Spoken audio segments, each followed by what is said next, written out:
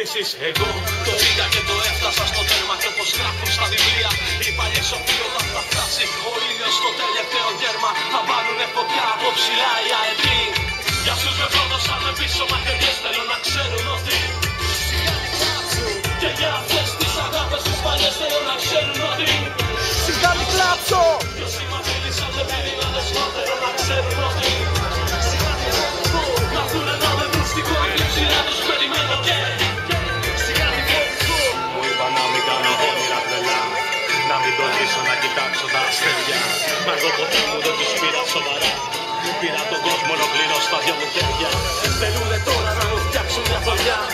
Μου εκυπάνονται στο φόβο και ένα σκύμια και ένα κλάμα γοερό και μια λυσίδα βαριά που βαλάει την κατάρα των θεών και την τραστήμια. Δεν θα τα αφήσω μα δεν και θα φοβηθώ.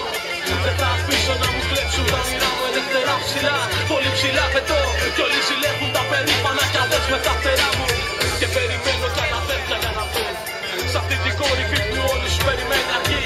Να μην τα κλείσουν και να μην το κοιτούν σ' αυτή την έξυπνη απάτη την καλωστημένη.